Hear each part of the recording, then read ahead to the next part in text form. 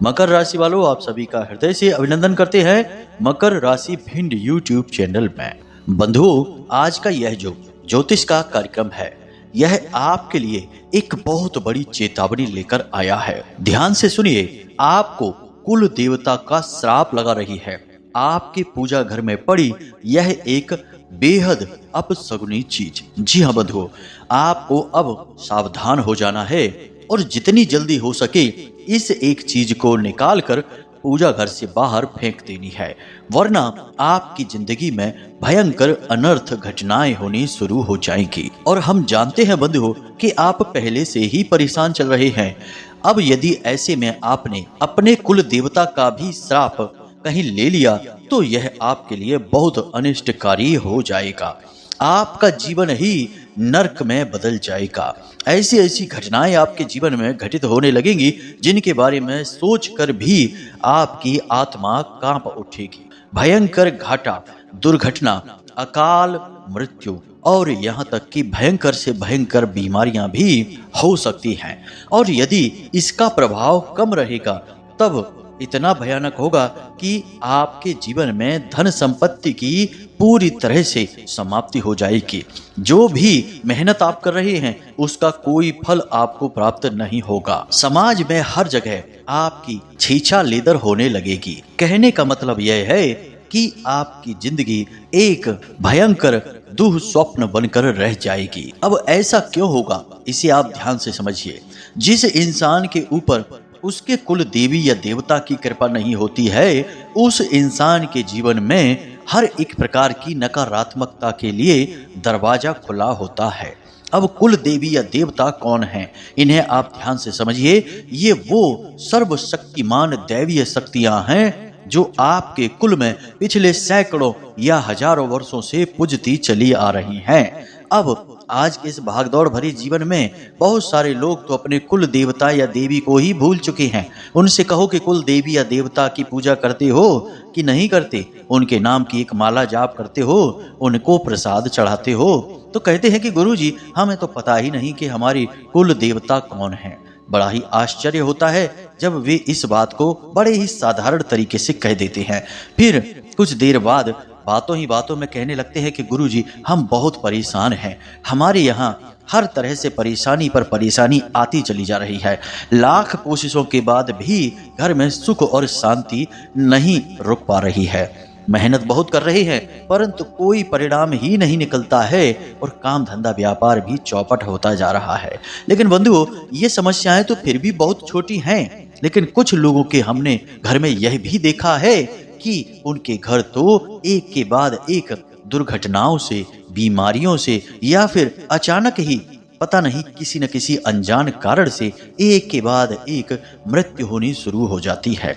जी हाँ बंधुओं, इसका भी कारण यही होता है कि कुल देवता का सम्मान नहीं किया, उनके बारे में कभी खोज भी नहीं की, यदि भूल भी गए हैं तो पता लगाने के लिए कोई कोशिश ही नहीं की और ना ही उनका पूजन हो रहा है। अब आप खुद ही सोचिए कि जिन्हें लंबे समय तक पूजा गया हो, अचानक से उनकी पूजा पाठ बंद हो जाए तो क्या उनकी कृपा आपके ऊपर रहेगी? नहीं रहेगी। और जब आपके कुल के पालनहार, आपके घर के, आपकी जिंदगी के रखवाले ही आपके साथ नहीं हैं तो फिर आपका घर तो यूं ही खुला है। कोई भी नकारात्मक शक्ति, भूत प्रेत, तंत्र मंत्र या छोटी सी नजर भी आपके जीवन में भयंकर भूचाल लेकर आएगी। जी हाँ बंधुओं, तो आज का यह कार्यक्रम आपके लिए बेहद बेहद खास है बंधुओं।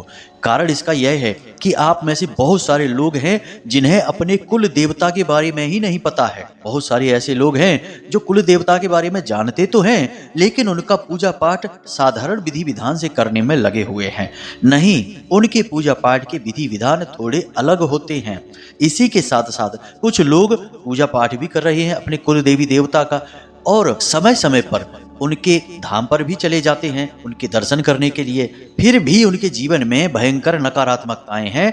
इसका कारण यह है कि आपने खुद अपने कुल देवी या देवता को घर से बाहर कर दिया है, क्योंकि आपके घर में कुछ न कुछ ऐसी भयंकर नकारात्मक चीजें पड़ी हुई हैं जिनके रहते आपके कुल देवता आपके घर में रुक नहीं सकते हैं।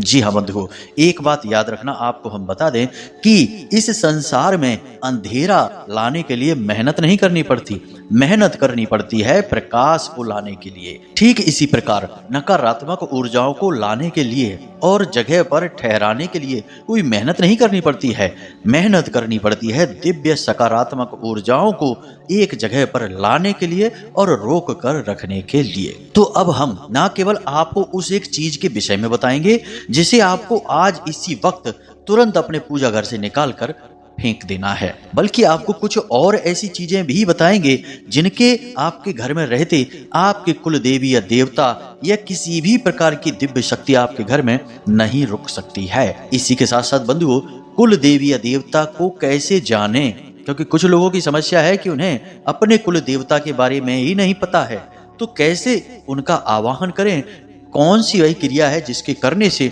आपके कुल देवता आपसे खुद संपर्क करेंगे, सपने के माध्यम से आपको एहसास कराएंगे, या फिर आप जब इस संसार में भ्रमण कर रहे होंगे, अपने कार्यों में व्यस्त होंगे, तो अचानक आपको कोई अनुभूति कराएंगे। इसी के साथ साथ जब आपको अनुभूति हो गई, आप अपने कुल देवी या देवता को अपने घर में, अपने पूजा घर में स्थान भी दे दिए, उसके बाद उनकी पूजा पाठ का क्या विशेष विधान है यह भी आपको जानना बहुत आवश्यक है।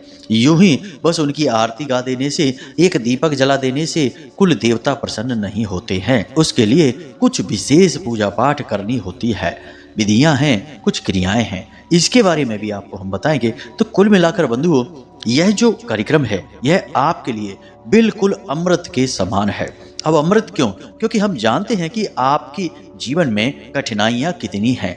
हम आपकी कुंडली का, आपकी राशि का लंबे समय से अध्ययन करते चले आ रहे हैं, इसी वजह से हम इतने विश्वास के साथ आपसे यह बात कह पा रहे हैं। साथ ही साथ कुछ माता रानी की अनुभूतियां भी हैं जो इन सब बातों के बारे में हमें संकेत देती रहती हैं ध्यान के और अनुष्ठान के माध्यम से। तो चलिए बंधुओं, इन सब विषयों को विस्तार से एक एक करके समझेंगे और पूर्ण प्रभावशाली समाधान के बारे में भी हम बात करेंगे। तो आपको बस यही करना है कि हमारी मेहनत सफल कर देनी है, और यह आप करेंगे जब आप इस कार्यक्रम में अंत तक ठहरेंगे, और आपको ठहरना ही चाहिए बंधुओं।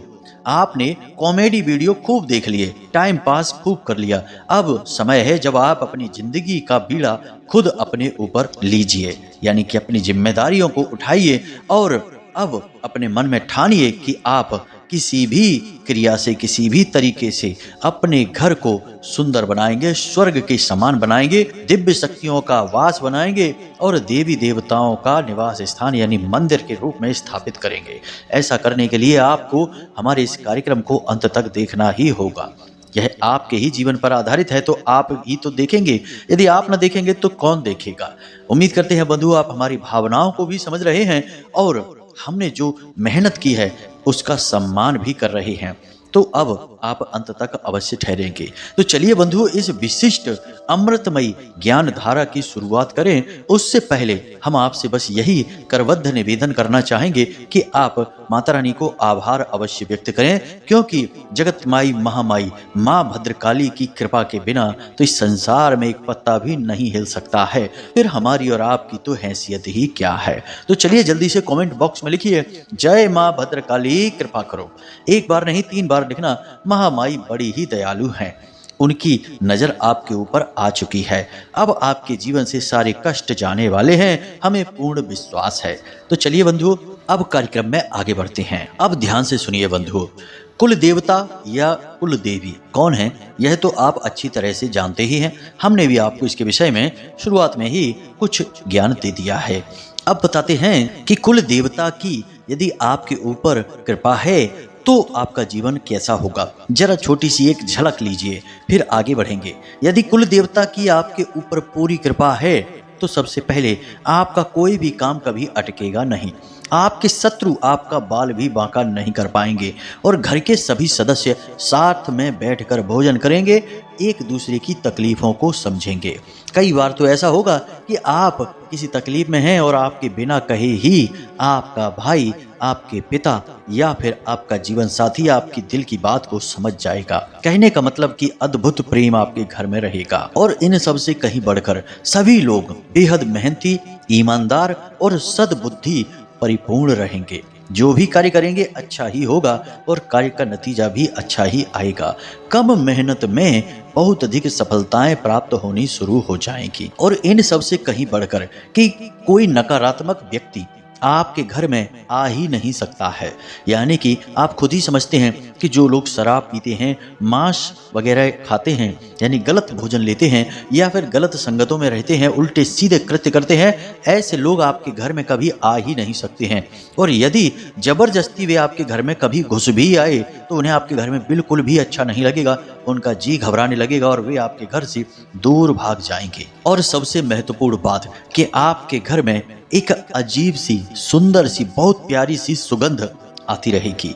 हर जगह, हर कमरे में ऐसा लगेगा जैसे कि थोड़ा सा हल्का सा किसी ने इत्र छिड़क रखा है, ऐसी सुगंध आएगी। वैसे तो बहुत सारे संकेत हैं, लेकिन खुशहाली सबसे बड़ा संकेत है कुल देवता की कृपा का। अब आपके जीवन में तो ये सारे संकेत हैं नहीं, तो इसका मतलब है कि कुल देवता की कृपा आपके ऊपर नहीं है। कुल देवता की कृपा किसी के ऊपर क्यों नहीं होती है, इसके कारण भी जान लीजिए, क्योंकि यह बहुत जरूरी है। कोई भी रोग क्यों होता है उसे जानना बहुत आवश्यक है। इससे सावधानी रखने में बहुत आसानी होती है। तो ध्यान से समझिए। पहली चीज कि कुल देवता की कृपा तब नहीं होती जब कुल देवता का पूजा पाठ घर में बंद हो जाता है। बहुत बार ऐसा होता है कि लोग ऐसी बातों को दकियानूसी बातें कहते हैं।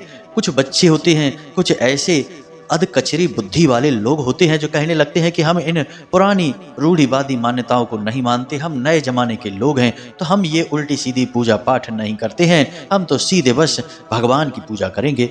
और फिर कुल देवी का तिरस्कार हो जाता है, उनका अपमान हो जाता है, उनकी पूजा पाठ नियम संयम के साथ नहीं होती है। धीरे धीरे लोग उन्हें भुला देते हैं, तो फिर उनकी कृपा भी आपके ऊपर से चली जाएगी। इसके साथ साथ ऐसा भी होता है कि कभी कभी घर का कोई एक सदस्य ऐसा होता है जो घर में ही गलत तरीके से कमा कर धन लाने लगता है। गलत तरीके से धन कमा कर लाएगा, किसी को लूट कर लाएगा, किसी के दिल को दुखाकर, सताकर, ठग कर धन लाएगा। ब्याज का पैसा, कमीशनबाजी का पैसा। अब थोड़ा बहुत कमीशनबाजी चल भी जाता है, लेकिन इतना कमीशन खा लिया कि सामने वाले का तो जेब ही लुट गया। तो ऐसी स्थिति में यह नकारात्मक धन हो जाता है। और सबसे महत्वपूर्ण बात कि घर में किसी प्रकार का अनैतिक कृत्य होने लगता है, यानी कि घर में ही व्यभिचार शुरू हो जाता है। यानी कि हम ऐसे संबंधों के बारे में आपसे कह भी नहीं सकते हैं, लेकिन दुनियादारी में आजकल यह भी हो रहा है। तो घर में कोई अनैतिक नीच कृत्य होने लगता है, तब कुल देवी या देवता नाराज हो जाते हैं। और इसी के साथ साथ जब घर में ही मांस पकने लगता है, जब शराब घर में लाकर रख दी जाती है और जब गलत तरीके से लाए गए जेवर, जमीन जायदाद के कागज या फिर संपत्ति इकट्ठी कर ली जाती है, इन सब स्थितियों में कुल देवता नाराज हो जाते हैं। अब देवता कहें या देवी कहें, एक ही बात है, उनकी कृपा आपके ऊपर से हट जाती है। जी हाँ बंधुओं, तो यहाँ तक आपने जान लिया कि कुल देवी या देवता नाराज क्यों हो जाते हैं। अब एक महत्वपूर्ण प्रश्न जो आपके मन में भी उठ रहा है, उसका जवाब देना अनिवार्य है कि क्या कुल देवता नाराज हो जाते हैं, उसके बाद फिर कभी प्रसन्न नहीं होते हैं? एक बार उनकी कृपा जब आपके घर से और आपके ऊपर से हट जाती है तो वह कभी वापस नहीं आ सकती, यानी कि क्या उन्हें पुनः प्रसन्न नहीं किया जा सकता है? तो इसका जवाब है कि अवश्य ही उन्हें प्रसन्न किया जा सकता है। और सबसे बड़ी बात हम आपको बता दें कि कुल देवता आपसे नाराज नहीं होते हैं, आप पर अपना क्रोध नहीं बरसाते हैं, वे बस आपके घर को छोड़कर चले जाते हैं। देवी या देवता कभी किसी को कष्ट नहीं पहुंचाते बंधुओं। अब बस यदि उनका अपमान होगा या जगह उनके रहने के लायक नहीं रहेगी तो वे उस स्थान को छोड़कर चले जाते हैं। और जब देवी देवता उस स्थान को छोड़कर जाएंगे तो वह जगह खाली हो जाएगी, और खाली जगह में तो कोई ना कोई आ ही जाता है। कहा भी जाता है कि खाली दिमाग शैतान का घर होता है। तो हम तो खाली जगह की बात कर रहे हैं। जब दिमाग में शैतान आ सकता है तो फिर जब आपके घर में दिव्य शक्तियों की जगह खाली हो जाएगी तो फिर भूत प्रेत क्यों नहीं आएंगे। तो फिर जो आपके घर में भयंकर नकारात्मक भूचाल आता है वह उन नकारात्मक शक्तियों यानी भूत प्रेत और तंत्र मंत्र की वजह से आता है। अब आप समझे यहाँ पर सारी बातें। तो अब यदि आप थोड़ा प्रयास करें, सही वैदिक पद्धति से प्रयास करें, तो आपके कुल देवी या देवता पुनः आपके घर में आ जाएंगे और स्थापित हो जाएंगे। और जैसे ही वे आपके घर में आएंगे तो फिर से वह जो जगह है जो नकारात्मक शक्तियों ने भर दी थी वह जगह खाली हो जाएगी और उस जगह में दिव्य शक्तियां अपना स्थान ग्रहण कर लेंगी। लेकिन इसके लिए आपको अपने घर को पहले शुद्ध भी करना होगा। सीधी सी बात है कि किसी एक चीज को यदि आप कहीं रखना चाहते हैं तो पहले वहां पर जो रखी हुई चीज है उसे वहां से हटाना पड़ेगा। ये सारे नियम बहुत ही व्यवहारिक हैं। हम आपको बिल्कुल सरल भाषा में चीजें समझाते हैं। यदि हम वैदिक प्रमाणों के साथ और पौराणिक उल्लेखों को लेकर चलें तो बात बहुत ही क्लिष्ट हो जाएगी। और हमारे श्रीमद् भागवतम में भी ऐसा एक उल्लेख मिलता है कि वेदों की और पुराणों की भाषा को सीधे तौर पर समझ पाना इतना आसान नहीं है। इसके लिए वेदज्ञ होना पड़ता है। परोक्षवादः वेदोयम, यानी कि वेदों की भाषा परोक्षवादी भी हो जाती है, यानी कहा कुछ और जा रहा है और इसका मतलब कुछ और होता है। तो इस वजह से हम आपको हर बात आज के समय के उदाहरणों के साथ समझाते हैं ताकि आपको चीजें सरलता से समझ में आए। एक गुरु का काम होता है मार्ग दिखाना, लेकिन केवल मार्ग दिखाना नहीं, एक सरल मार्ग दिखाना। क्योंकि जो गुरु का मार्ग है वही तो बहुत कठिन होगा, शिष्य उस पर कैसे चल लेगा। तो उसे शिष्य के अनुकूल मार्ग को सरल बनाना पड़ता है। यही हमारी कोशिश रहती है। तो अब यहाँ तक आप समझ चुके हैं कि कुल देवी या देवता को कैसे बुलाया जाए यदि वे रूठ चुके हैं या घर छोड़कर जा चुके हैं। और सबसे महत्वपूर्ण बात कि कुछ लोग यहाँ पर फिर से यही सोच रहे होंगे कि गुरुजी हम तो अपने कुल देवी या देवता के बारे में जानते ही नहीं हैं, तो अब हम क्या करें। तो उनके लिए भी समाधान है, बस आप वीडियो को अंत तक देखें।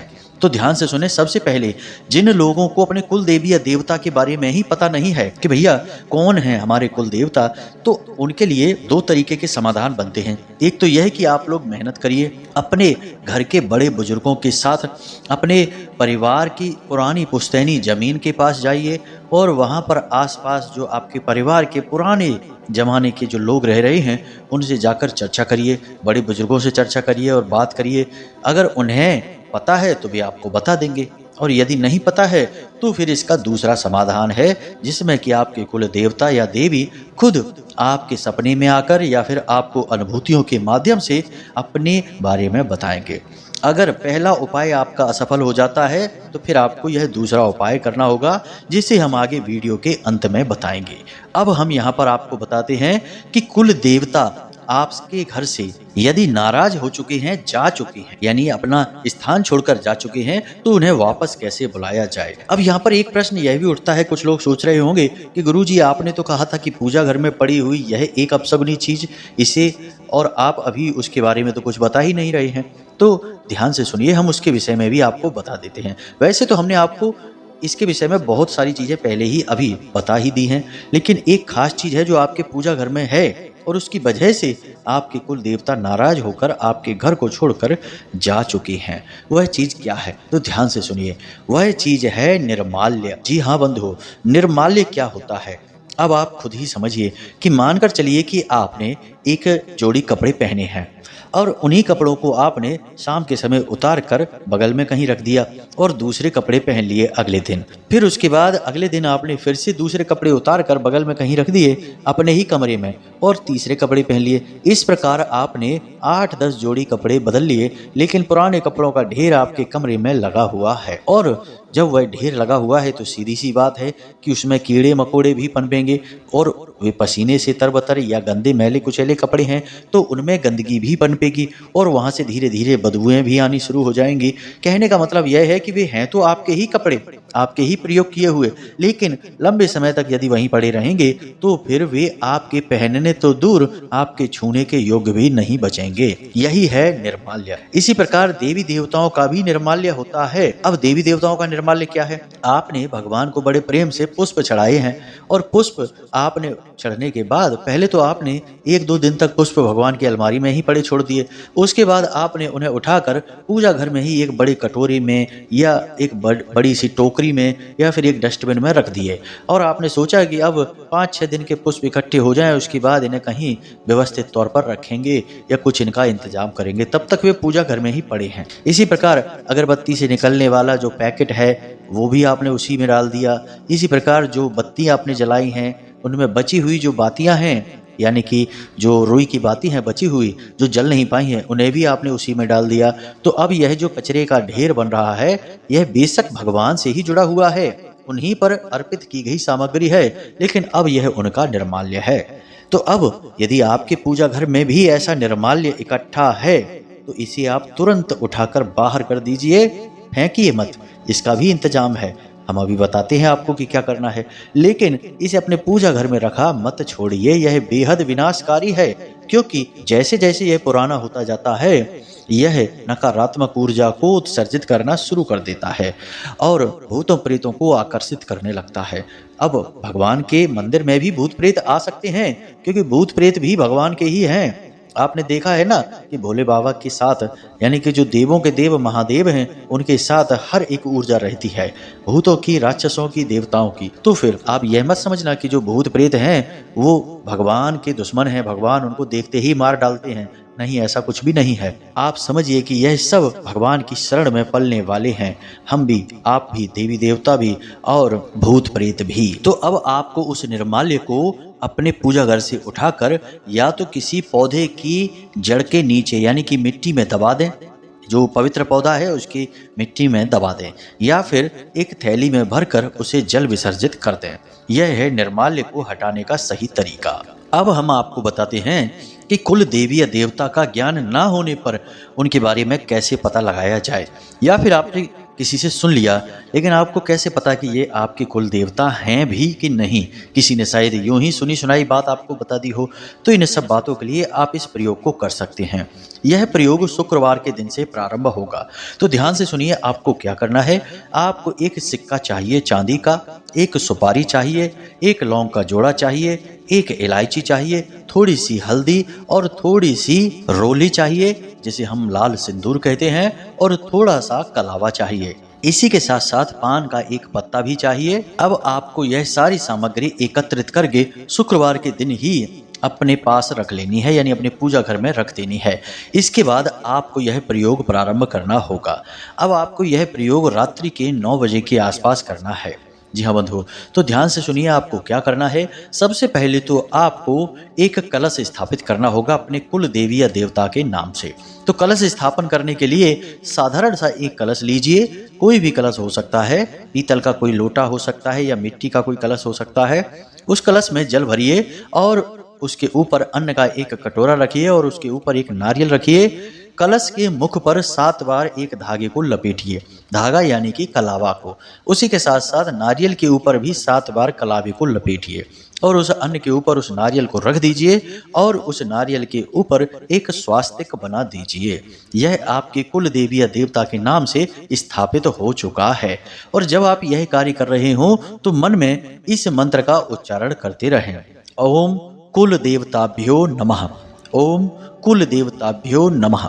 इस मंत्र का उच्चारण करते रहें और मन में यह भाव रखें कि आपके कुल देवी या देवता जो भी कोई हैं वे आज से आपके घर में स्थापित हो जाएं, आप उनका स्वागत करते हैं। अब आपको क्या करना है कि एक चौकी बिछानी है और उस चौकी पर लाल रंग का कोरा कपड़ा रखना है। उसके बाद आपको एक पान का पत्ता रखना है, उसके ऊपर आपको एक सिक्का रखना है और सिक्के के ऊपर खड़ी करके एक सुपारी रखनी है और उस सुपारी के आसपास आप कलावे को लपेट देंगे। अब आपको क्या करना है, प्रसाद और पुष्प वगैरह तो आप रखेंगे ही, लाल रंग का पुष्प रखना है आपको। और अब आपको गाय के घी का एक दीपक जलाना है और थोड़ा सा जल समर्पित करना है उस सुपारी को और उसके ऊपर थोड़ी सी हल्दी लगाएंगे और थोड़ा सा लाल चंदन या फिर रोली लगाएंगे। उसके बाद आप उस सुपारी को एक इलायची और एक लौंग का जोड़ा समर्पित करेंगे और हाथ जोड़कर प्रार्थना करेंगे कि हे भगवान, हे कुल देवता या कुल देवी, हम आपके बारे में कुछ भी नहीं जानते हैं, लेकिन अब हम आपके स्वागत के लिए तैयार हैं और हम आपका विधिवत पूजन करना चाहते हैं।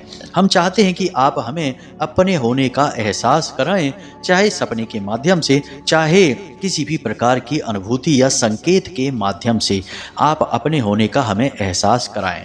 इस प्रकार से आप आवाहन करें और उसके बाद आप रुद्राक्ष की माला से ओम कुल देवताभ्यो नमः इस मंत्र का एक माला जाप करें। याद रखें कि गाय के घी का जो दीपक आपने जलाया है वह कुछ देर तक जलना चाहिए, लगभग 1 या आधे घंटे तक तो जलना ही चाहिए। ये नहीं कि आपने जलाया और थोड़ी देर बाद ही बुझ गया, नहीं, ऐसा नहीं करना है। थोड़ी देर तक दीपक जलते रहना चाहिए जब तक कि आप जाप कर रहे हैं। उसके बाद जब आपका जाप पूर्ण हो जाए तो उसके बाद अपने आसन के नीचे, यानी जहां पर आप बैठे हैं उस आसन के नीचे थोड़ा सा जल छिड़कें और अपने कुल देवी या देवता से निवेदन करें कि हे प्रभु, हम आपके बारे में बिल्कुल अनभिज्ञ हैं, हमें आपकी कृपा की बहुत आवश्यकता है, आपके बिना हमारा जीवन अधूरा है, अपूर्ण है। अब हम आपके लिए कुछ करना चाहते हैं, आपकी पूजा करना चाहते हैं, आपकी साधना करना चाहते हैं। जो हमसे गलतियां हुई या हमारे परिवारजनों से गलतियां हुई उसके लिए हम आपसे क्षमा मांगते हैं। इसके बाद आप उन्हें दंडवत प्रणाम करने के बाद अपने बिस्तर पर आकर सो जाइए। अब आपको फोन नहीं चलाना है, किसी से गप्पे नहीं हाँकनी है, सीधे बस आकर अपने बिस्तर पर लेट जाना है। याद रखें कि इस क्रिया को करने से कम 2 घंटे पहले आप भोजन आदि समाप्त कर चुके हों, क्योंकि इसके बाद आप भोजन नहीं कर सकते हैं। तो स्नान के बाद ही यह क्रिया प्रारंभ करें। शुद्धता का विशेष ख्याल रखें। उसके बाद आप अपने बिस्तर पर जाकर सो जाएं और मन ही मन अपने कुल देवी या देवता से प्रार्थना करें कि आपको सपने के माध्यम से संकेत दें। आपको 2 या 3 दिन के अंदर ही देवी या देवता किसी न किसी प्रकार से संकेत इतना मजबूत देंगे सपने में कि आपको तुरंत पता लग जाएगा कि यही हैं आपके कुल देवी या देवता। यानी कि उनकी मूर्ति दिख सकती है, मंदिर दिख सकता है या उनका कोई प्रतीक या सांकेतिक चिन्ह दिखाई दे सकता है। अब यह क्रिया आपको प्रतिदिन दोहरानी है। सिक्का और सुपारी तो वही रहेगी, परंतु पान का पत्ता और लौंग और इलायची बदलती रहेगी। 7 दिन तक आपको यह क्रिया करनी है। 7 दिन के अंदर अंदर 100% गारंटी के साथ आपको संकेत मिलेंगे। अब जब आप इस क्रिया को कर रहे हो तो थोड़ा सावधानी रखें, यानी झूठ बोले ना, बहुत मुश्किल से ही बोले, कम से कम बोले, किसी की हानि हो ऐसा झूठ ना बोलें। जुआ, शराब, वेश्यावृत्ति या किसी भी प्रकार का नकारात्मक कृत्य ना करें और जितना हो सके उतना हल्का भोजन खाएं। तीखा मसालेदार भोजन ना खाएं और गलत तरीके का भोजन भी, यानी कि बाहर का, बाजार का कोई फास्ट फूड वगैरह भी ना खाएं। जी हाँ बंधु, यदि आपका शरीर पूर्ण स्वस्थ होगा तभी दिव्य दैविक ऊर्जा का संचार आपके शरीर में होगा और आप संपर्क उनसे बना पाएंगे। बीमार शरीर के साथ कभी कोई दिव्य संपर्क स्थापित नहीं कर सकता है। अब जब आपको यह पता चल जाए कि आपके कुल देवी या देवता कौन हैं, तो उसके बाद उनके नाम से अपने घर में किसी प्रकार का कोई हवन अवश्य करें। अब विशेष पूजा पाठ की बात करें तो आपको कुल देवता या देवी के बारे में पता भी है, तब भी उनकी साधारण पूजा तो जो आप करते हैं सो करते रहिए, लेकिन कम से कम महीने में एक बार उनके नाम से हवन अवश्य कराइए।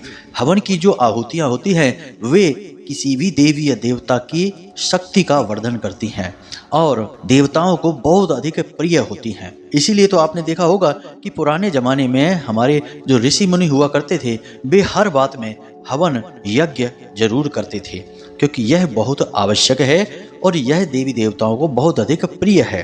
तो यही है विशेष पूजा पद्धति।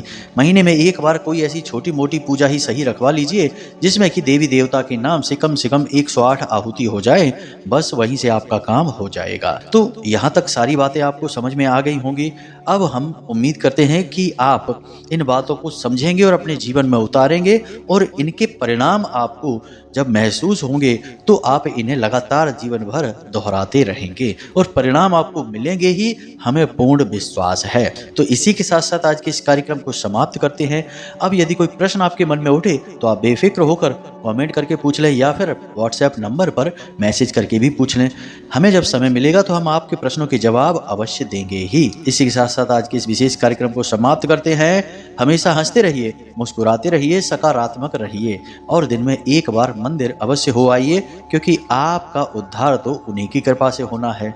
मिलते हैं अगले विशेष कार्यक्रम में, तब तक के लिए धन्यवाद। प्रेम से बोलिए जय माई की, जय मां भद्रकाली। माता रानी आपका कल्याण करें। धन्यवाद।